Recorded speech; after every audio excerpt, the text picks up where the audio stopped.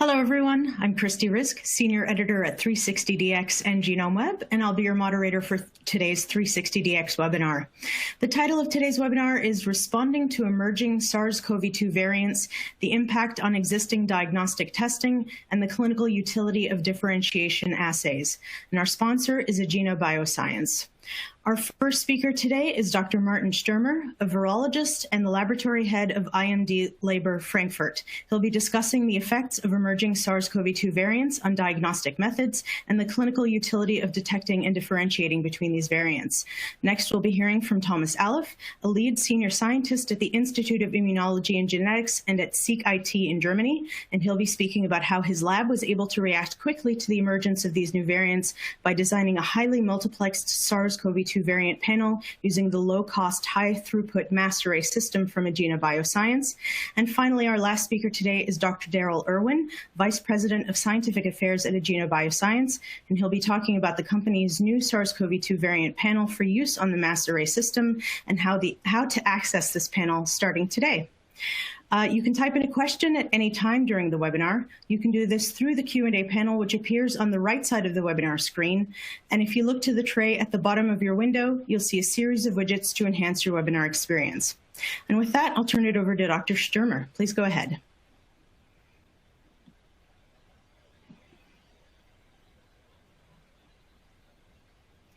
Martin, I believe you're on mute.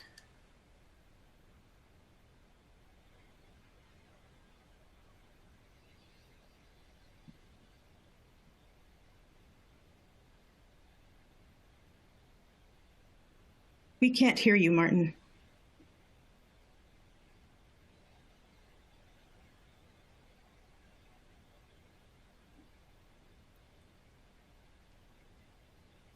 You can unmute yourself from the control panel.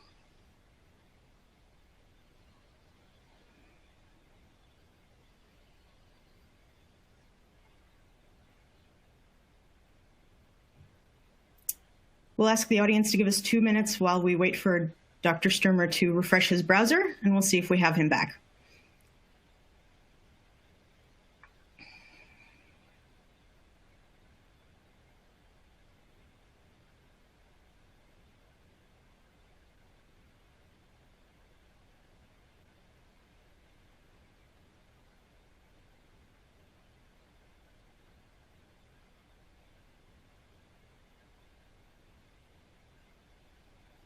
So can you hear me now?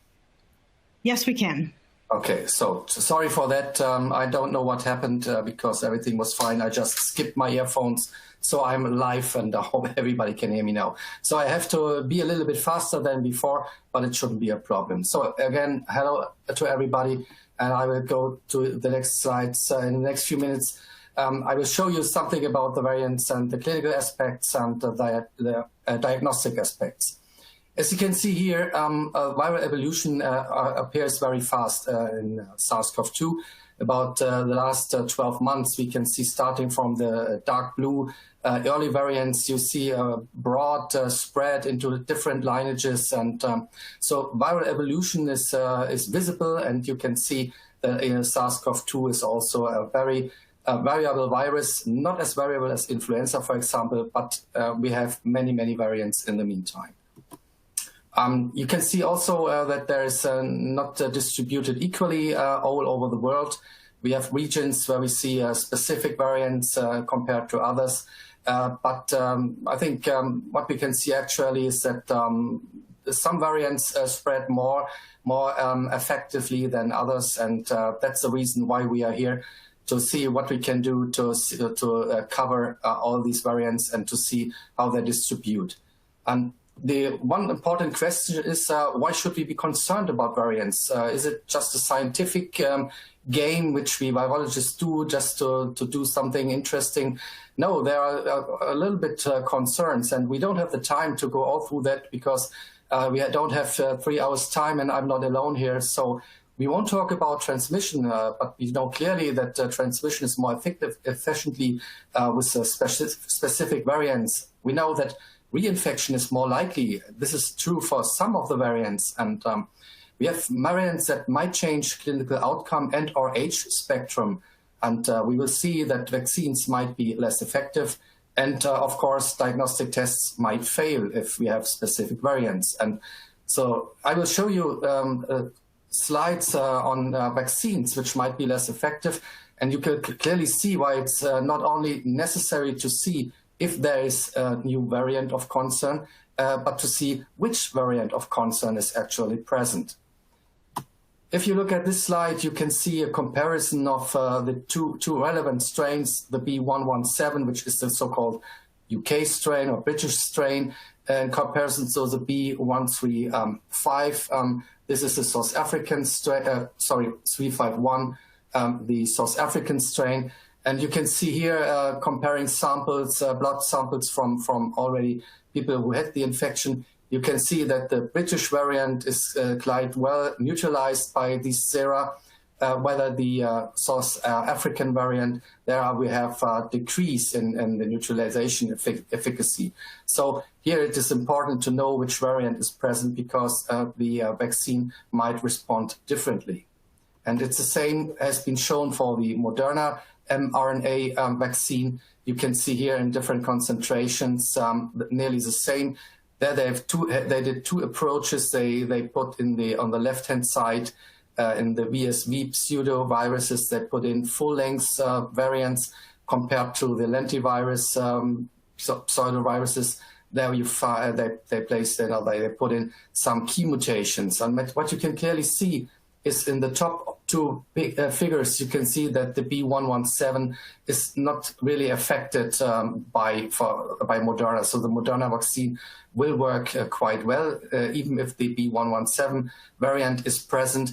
And it's a little bit different picture if the South African variant is present. There you see a decrease in activity of the vaccine. And again, it's the same picture for Moderna and for the Pfizer vaccine. There is a little bit of concern that these vaccines might not work that well as compared with the common variants or the British variant. So this is another hint that it's very important to know which variant is present actually. The next slides, I will come to the diagnostic tests, which might fail if we have different variants. And I will go through the three important parts of the diagnostic tests we have actually. This is nucleic acid testing, antigen tests, and antibody tests. For nucleic acid testing, there was a clear report in the UK after the more distribution of the UK variant, because many labs there use the Thermo Fisher PCR assay, which is a 3-gene target assay. And there's one mutation, a deletion at position 69 and 70 in the S gene, which leads to a drop out in the S gene report of the test. So, of course, you can argue it's a 3-gene test, and if you have 2 specific genes which are positive, it's not necessary to see what happens in the S gene. But on the other hand, with this test, you had a good idea if there is a variant present, because if you have an S gene failure, the other genes are positive, then you can see, okay, that's quite might be the British variant. So it's a kind of PCR type-specific PCR. If you look to antigen tests, there's been an evaluation by the UK government published at the end of last year, which have shown that these 5 antigen tests, which they have compared, are not influenced by the outcome when the variants are present, when the British variant is present. However, these are antigen tests target the nucleocapsid protein. And be aware, we are talking about S antigen mutations. Thomas will tell you much more in detail in his talk, and I will not cover this. But variants will also mutate in other parts of their genome, which is not part of our talks. But in the nucleocapsid protein, these changes do not affect the outcome of antigen tests. But this needs to be done on a regular basis, not lean ahead and say, okay, we have checked it once, it's fine. There are antigen tests on the market which use the S gene as a target, and these assays might be more affected by mutations and by new variants. And as I said, viral evolution will go on. And so in the future, there might be more data that maybe tests might fail due to new variants. As a German, I can had a look at the German regulatory bureau, the Paul-Ehrlich Institute, and they mentioned if you have an S-antigen test, an antigen test based on the surface spike protein, and they say if the respective antigen test detects the surface protein, it must be shown that mutations in SARS-CoV-2 resulting in a specific variant like the UK variant were reliably detected. So it's from the beginning, you as a provider of the antigen test have to show that your test is still active if there are variants present. And this is quite important to know and to keep in mind, because what we don't want to see is that diagnostic tests fail, specifically antigen tests and nucleic acid tests, basic nucleic acid tests, sorry for that, because we don't want to have false negative results in the diagnostic.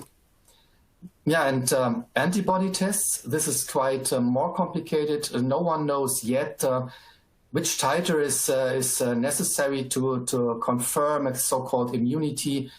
I know that in Israel you are able to have a green sign on your on a smartphone app if you are vaccinated.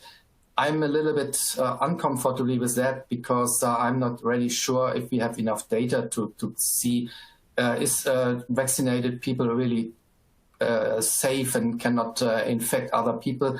But this is not our topic today, but antibody tests are on the market and they are widely used for different circumstances. And if you even especially look for them and then after vaccination, there you have to look for S gene specific, S protein specific antibodies. And then you have to be sure that your test, which you use, can detect these antibodies correctly. And as I showed you, the antibody response to these variants are different. So it depends on the S antigen in the test, which antibodies you detect reliably. And so this will be an ongoing topic, and to date, no good evaluations have been performed, and that's actually, unfortunately, the state of the art using antibody tests. And this will be the only slide where I show you mutations, and because it's not my part of the talk, just be aware that there are mutations which are unique for specific variants, and Thomas will tell you how he used it to discriminate then these variants. And there are some mutations which are common between the variants. And so the classical technology which has been used until now, apart from full genome sequencing, the type-specific PCR, this can only be a one-by-one step analysis. You start maybe with the 501 mutations, you go over to a second PCR, which detects you maybe a deletion, and so on and so on. And this is a time-consuming and material-consuming procedure. And that's why Thomas has had the very interesting and brilliant idea to do it not only one by one, but all in one. And with that, I will hand over to Thomas. And Thomas, I'm very proud that I'm a partner of you and I'm able to use your assay. And I'm very happy to see how you designed it. Thank you. Thank you very much, Martin. Thank you very much. And welcome, everybody, also from my side. I will start my talk with a brief introduction of who we are, and then guide you through the whole design process we did at the SecIT. And at the end of the talk, I will show you some preliminary validation data we also performed in our lab. So let's go to the first slide of my talk.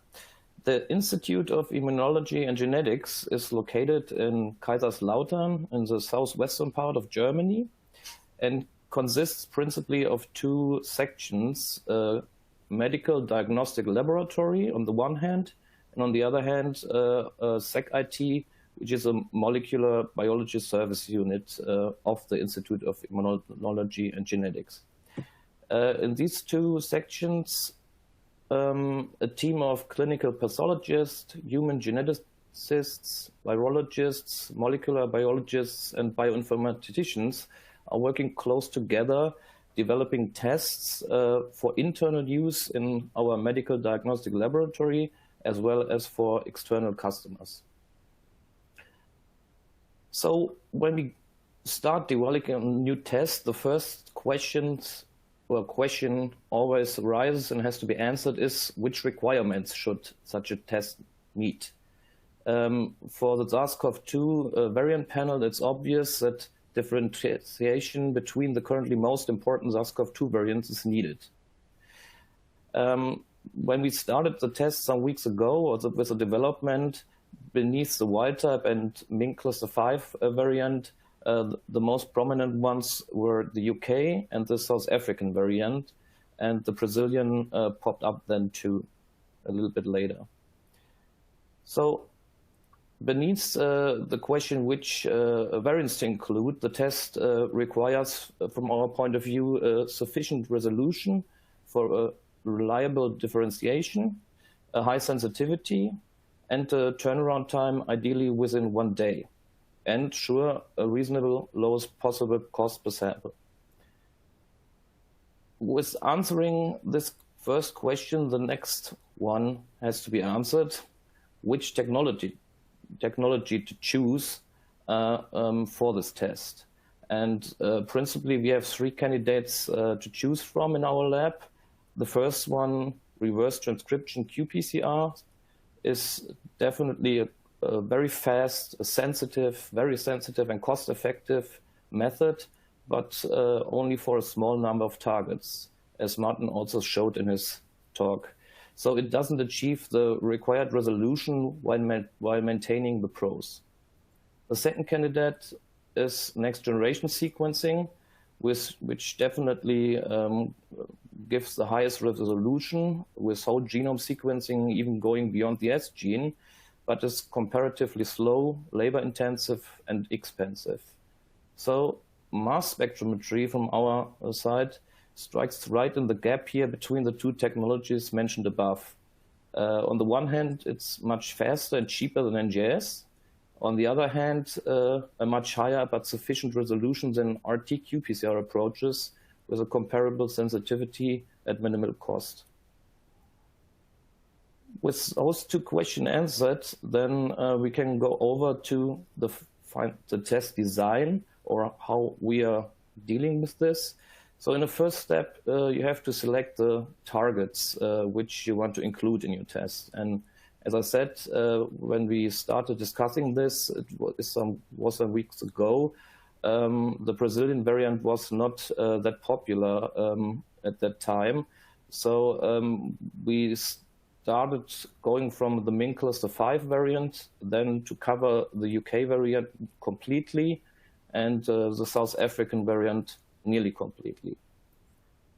In a second step, then we selected beneath these mutations highlighted in green 2 additional targets for the key mutations at position 417 and 501 to cover these codons completely, and added another target in another gene in the N gene of SARS-CoV-2.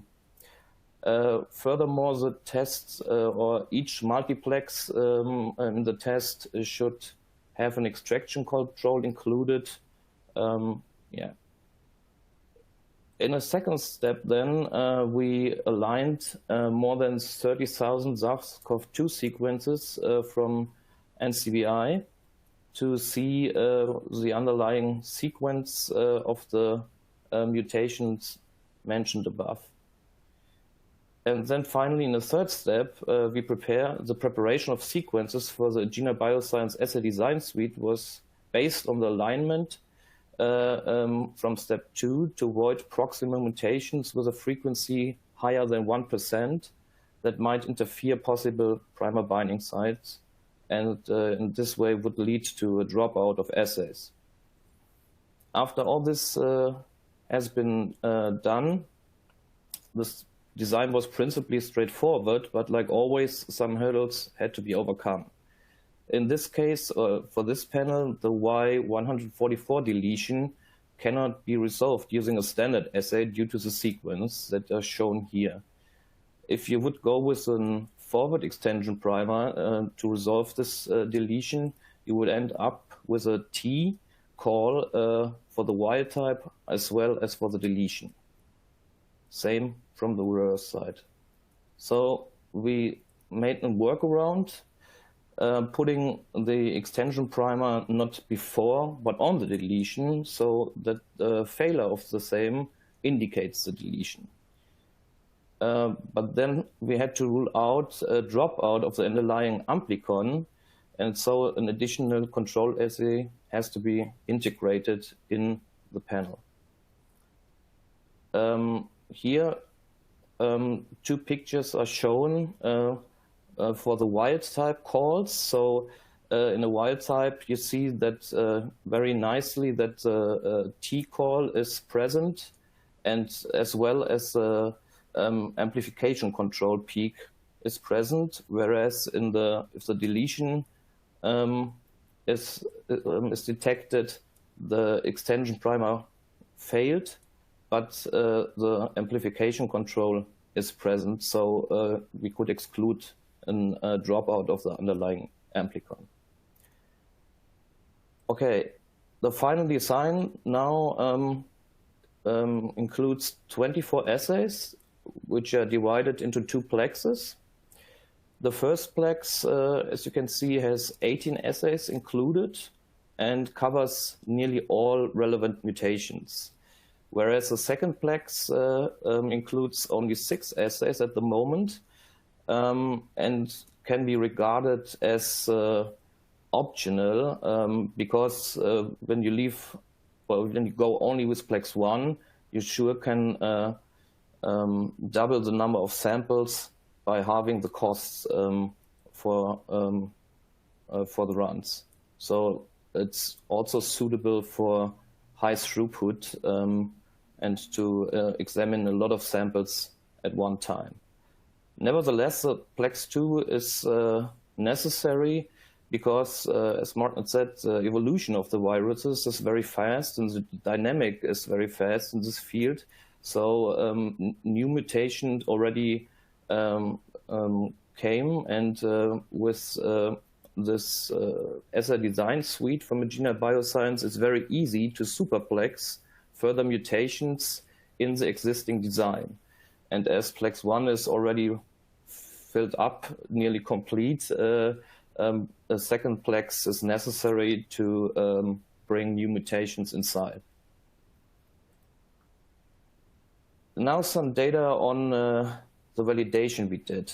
One question which has to be answered is there any cross-reactivity of the assays with other high-priority pathogens from the same genetic family, like human coronaviruses or SARS or MERS, as well as interaction between high-priority organisms likely present in a respiratory specimen, like other respiratory viruses or bacteria. And this test was done in silico by the BLAST, using the BLAST algorithm from NCBI, and resulted in no significant cross-reactivity with any of the mentioned pathogens or organisms. In the next step, we then performed a test run with a plate, and I have to mention that we used the chemistry and the PCR programs from the MassARRAY SARS CoV-2 CE-IVD panel. So we just exchanged the primers and used the one from our new design panel. I mentioned this because the chemistry, whether the chemistry nor the PCR programs are optimized for our primer set, which is a 18-plex in the first and a 6-plex in the second.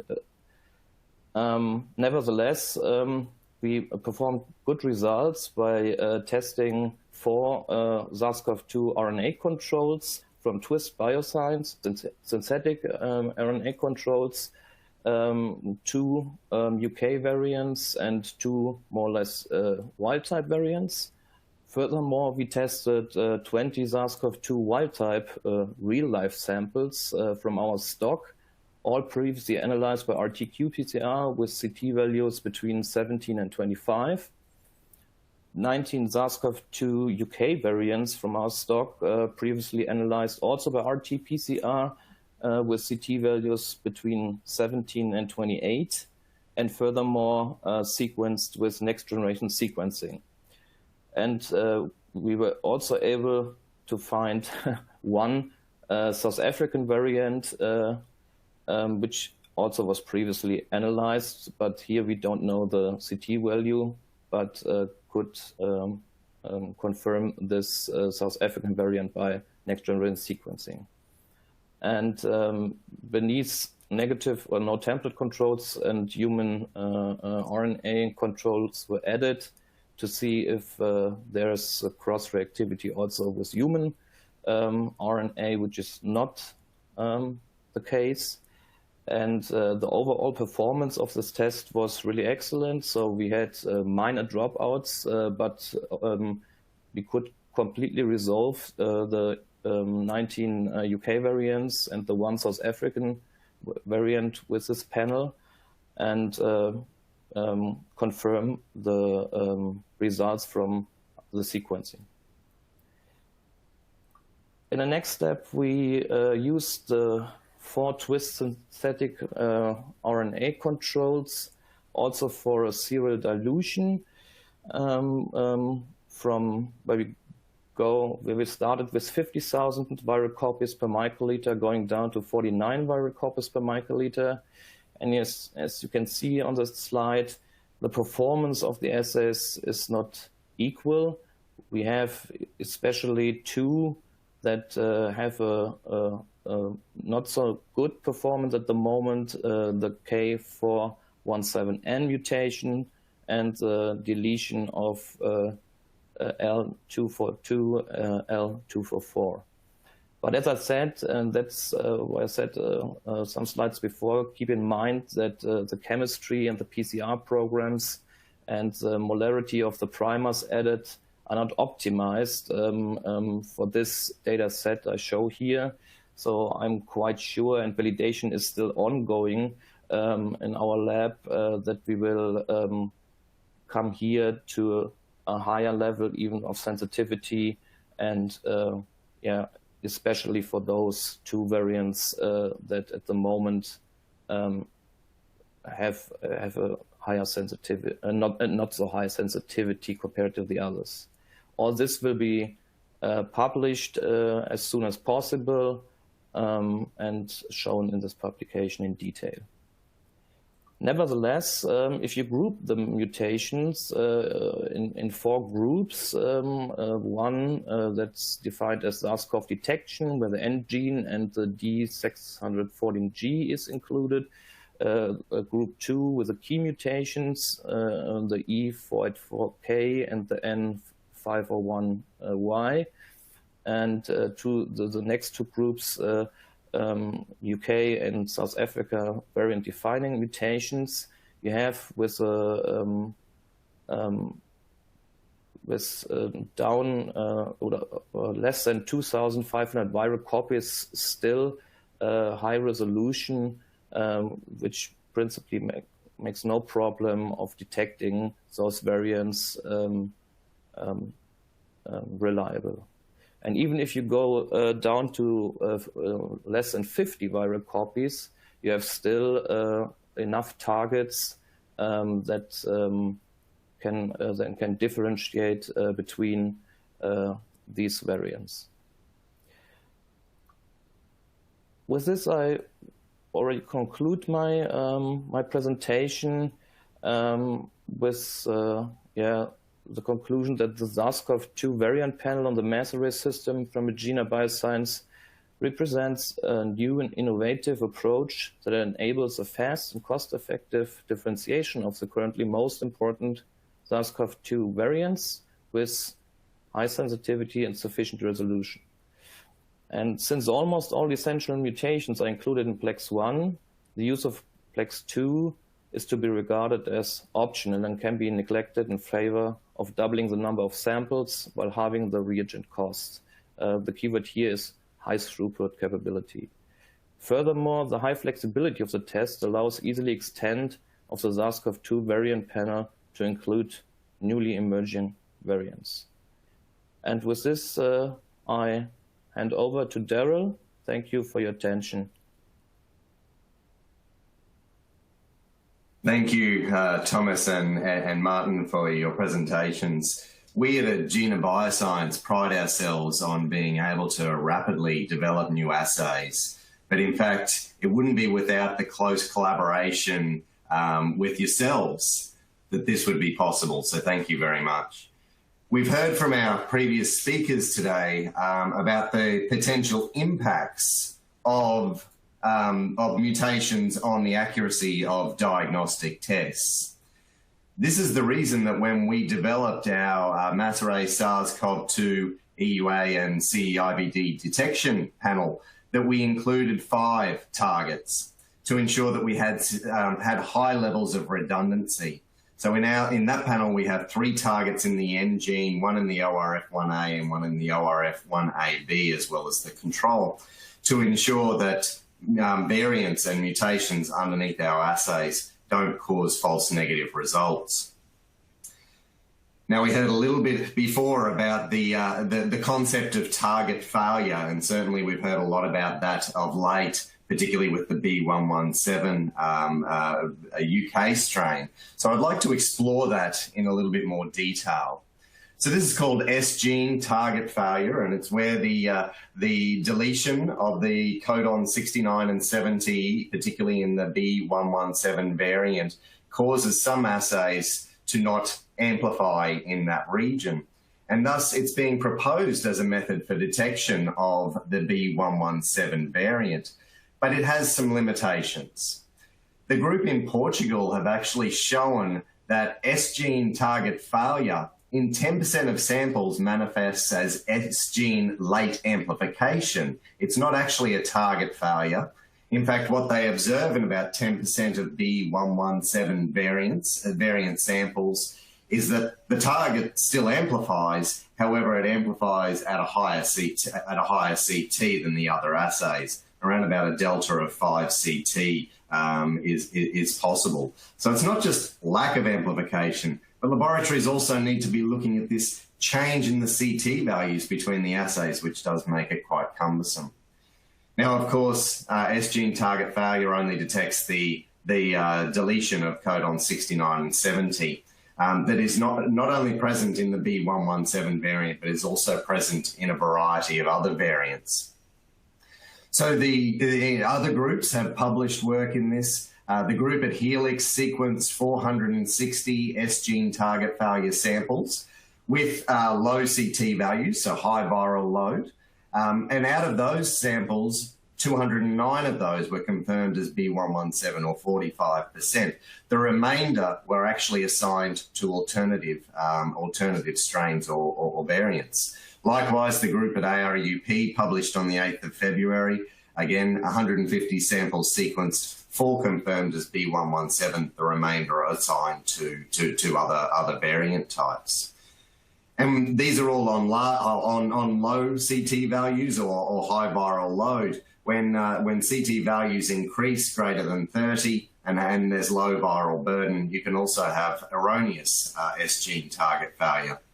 And lastly, it does only look at the potential, or have the potential of looking for the B117 variant and not the other variants of concern that are present. So the MassARRAY has unique advantages for variant typing and variant discrimination. Our multiplexing, as we heard, allows us to put a large number of assays in a single reaction, being able to discriminate between a variety of different variants of concern. We actually heard Thomas talk about how cost-effective it is.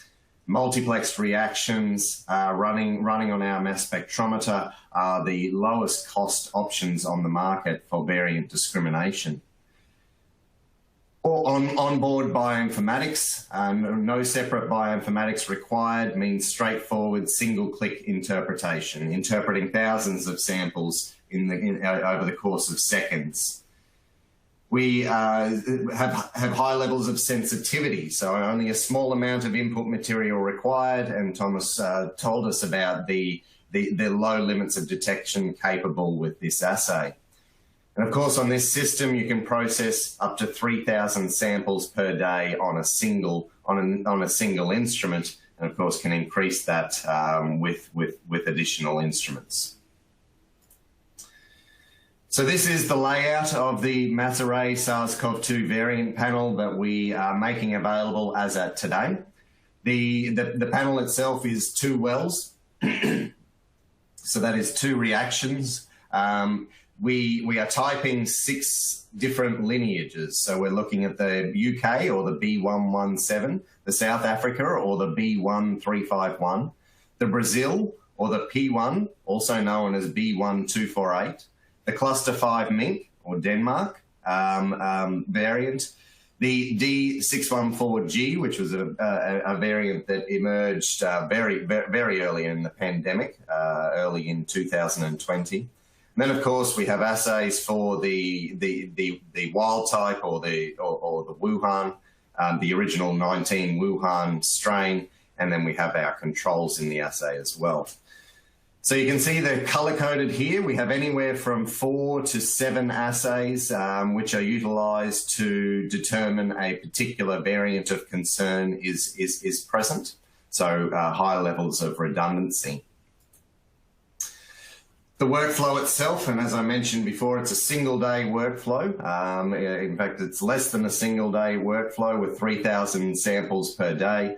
So automated nucleic acid extraction or RNA extraction, single-step reverse transcription PCR followed by single base extension. That plate, once it's been thermocycled, gets loaded onto the chip prep module unit of the MassARRAY system, where it is conditioned, transferred onto our Spectra chips, analyzed, and then single-click reporting. So I wanted to show you what the report looks like. So here we have an example report here. This one's for a twist control, which is a B117 twist control. So up the top of the report, details of when the report was done, versions of software that were utilized, the sample ID, QC messages, so whether the sample passed or failed. If it failed, it'll give you more explanation as to what the failure mode was. Then underneath that, we have the specific nucleic acid changes or coding changes that we've observed. So you see each of the individual mutations that are present. And then underneath that target results there, you're flagged as to which of the variants of concern or whether it's wild type are present. So here you can see B117 is listed as detected, D614G listed as detected.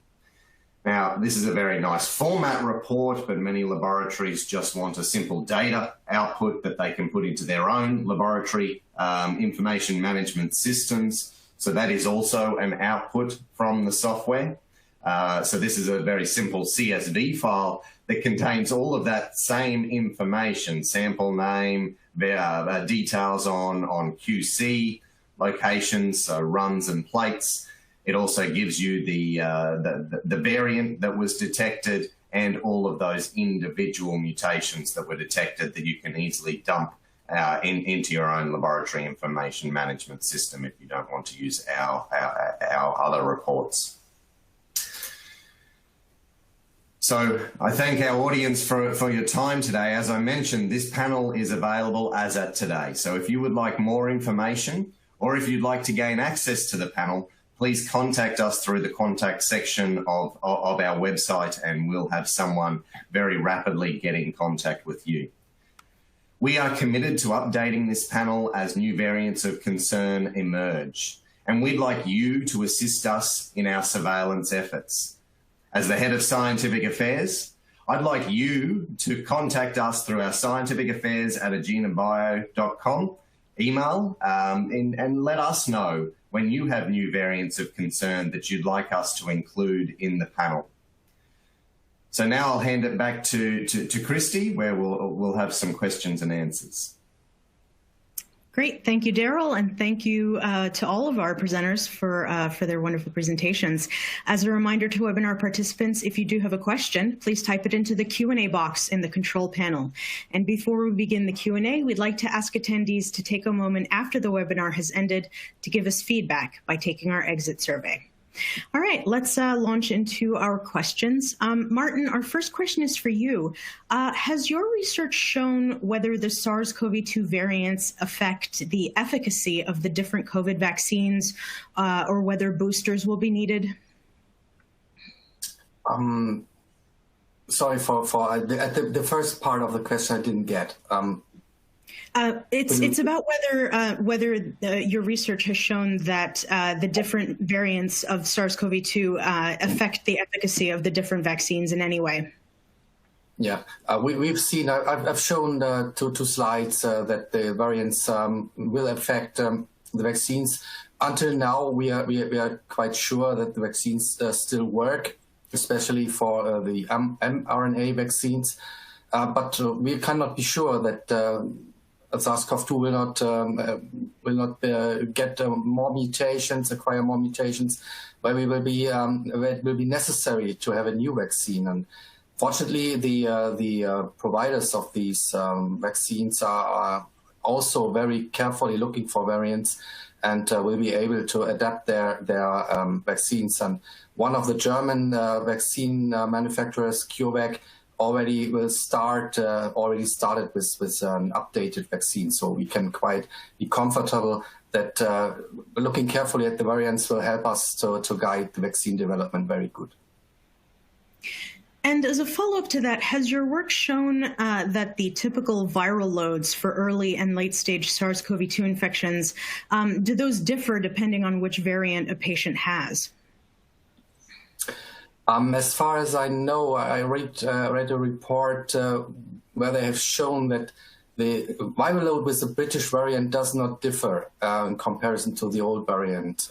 So there's no hint that the viral load is the reason why these variants are more effective. The binding of the virus to the receptor is more easily due to the mutation, especially the 501 mutation. And there might be some hints that the infectious phase is longer than normal. So that might be one other contributor to the more effective distribution of these new variants. But this has been shown for the British variant. For the others, I don't have any data. Great.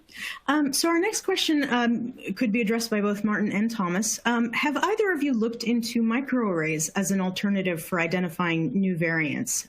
Martin, would you like to take that one first?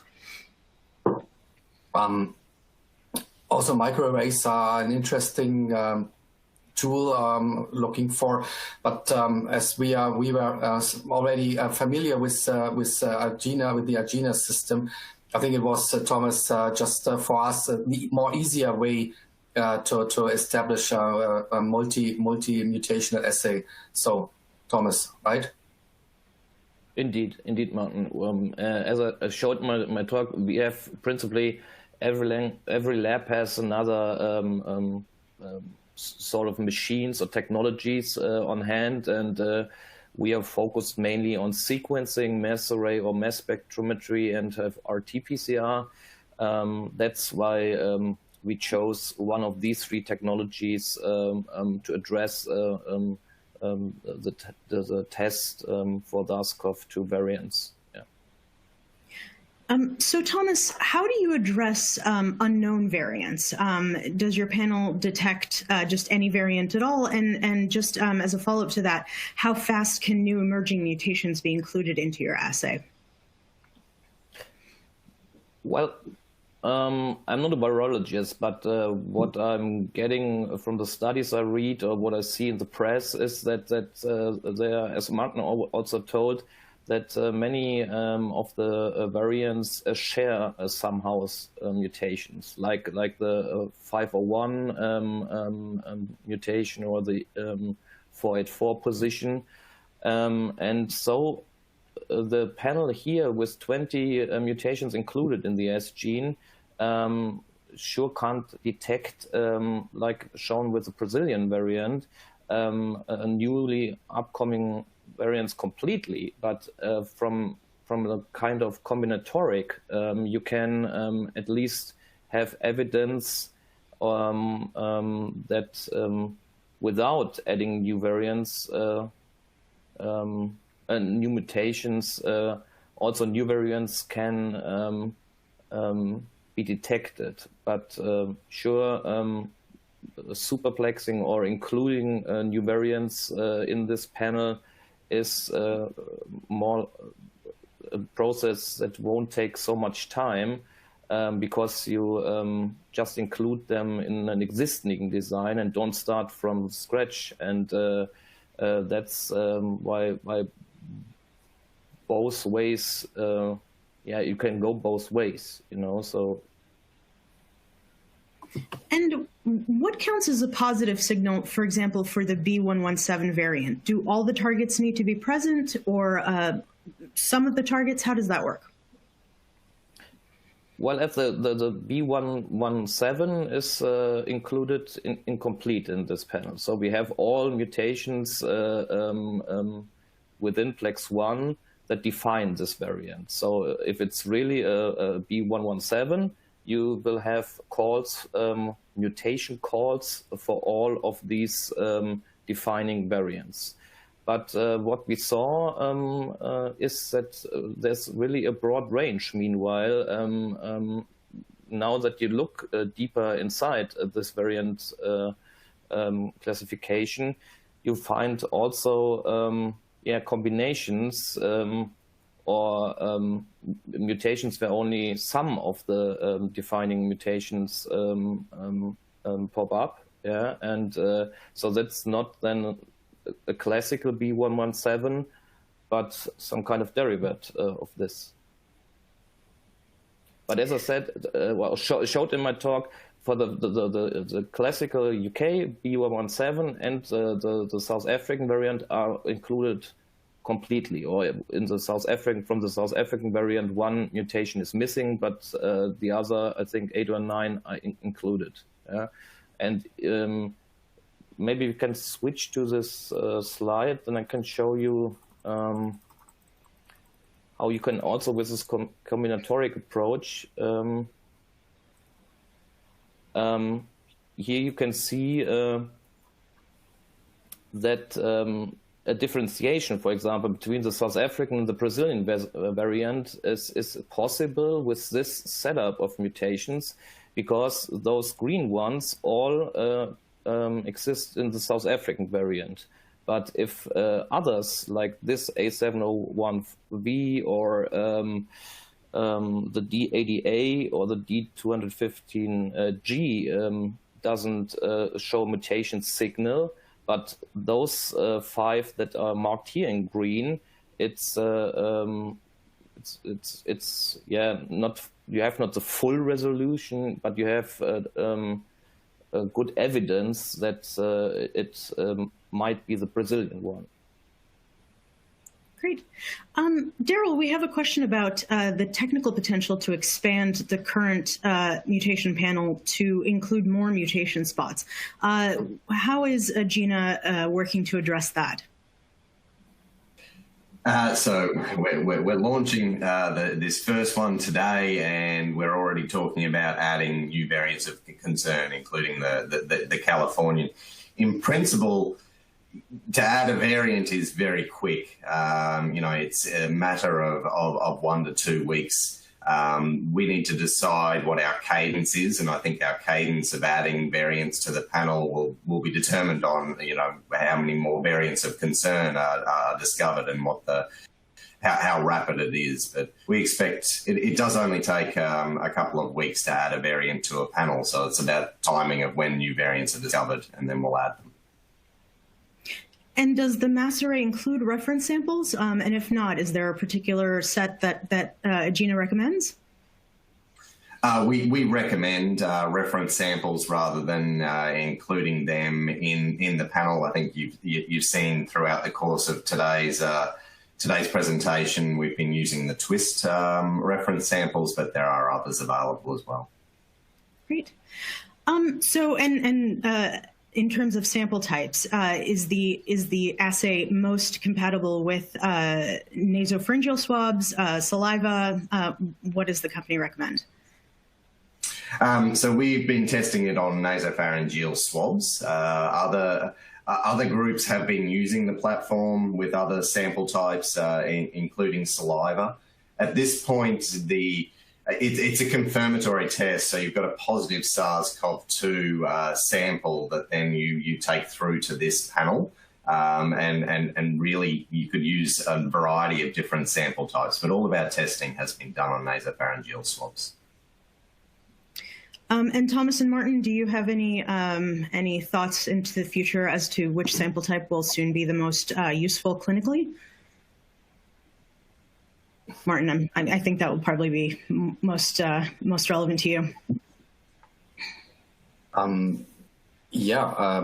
I think the assay is very important, as we said, to see which variant is present, because they do different clinical outcomes, maybe in case of vaccination and so on. And as we heard, there are already new variants on the front, which we have to include. Like there are two maybe interesting variants from the US, and of course we have key mutations which we need to address. It's the 501 and the 484 mutation, and I think the future of this assay is very interesting and very helpful. But we have to carefully look for all the variants which are now of great concern. We have to include them, and from the clinical point of view, it's very important to know which variant is present. Thomas, at one point you mentioned next-generation sequencing. Can you specify whether you were referring to amplicon-based sequencing or hybrid capture in that, because of the time difference that it takes to do those different technologies? And could you specify why you chose which particular method that you did choose?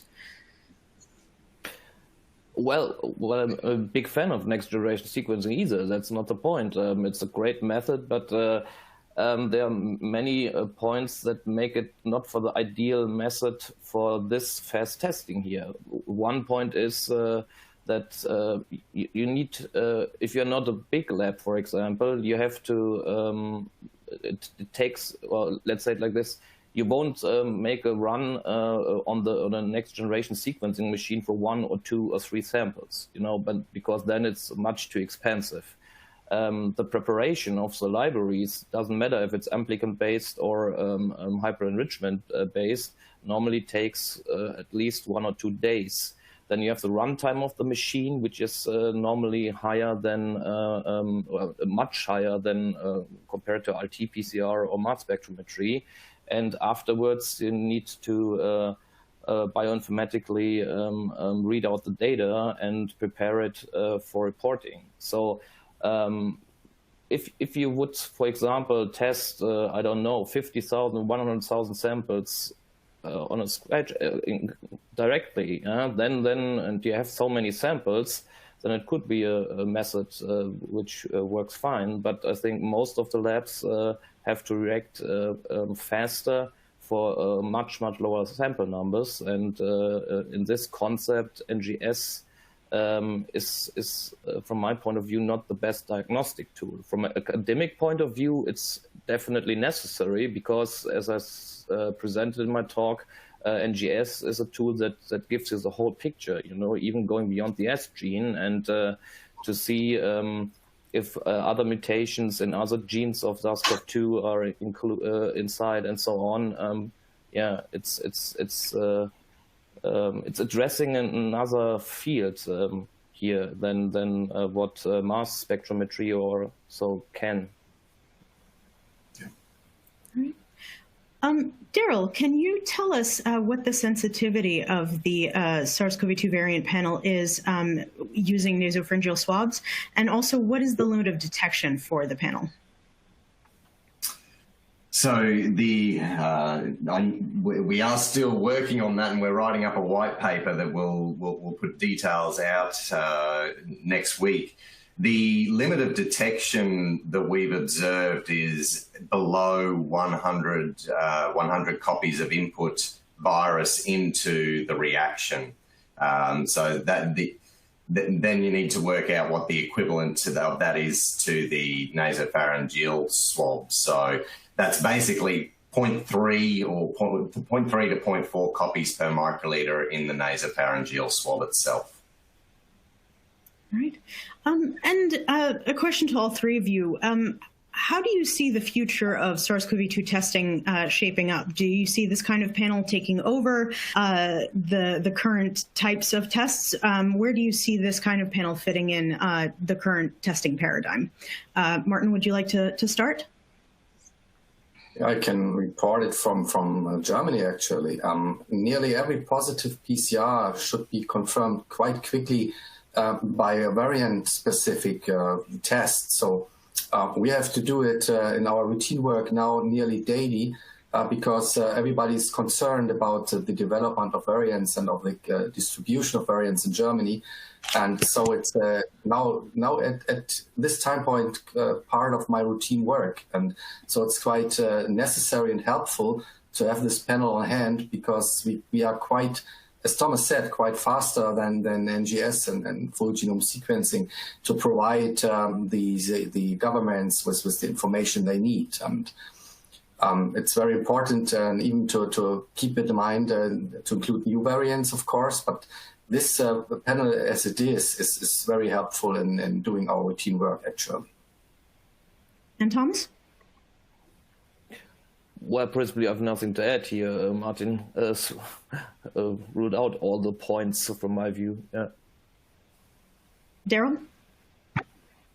Yeah, so we envisage a situation where every single positive sample is determined as to whether it's a variant of concern, because only in that instance can you actually change practice. So here in Australia, we have a very different practice when a B117 variant is identified versus others, including different methods of quarantine, levels of quarantine, and other things. And that's because here we are typing every positive variant. Now, most people will know we don't have a lot of positive samples down here.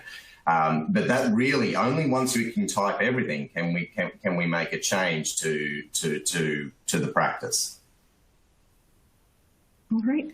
I believe we're going to wrap it up there. I'd like to thank all of our speakers, Martin Stürmer, Thomas Alef, Daryl Irwin, and our sponsor, Agena Bioscience. If we didn't have time to get to your question, we will try to follow up with our experts.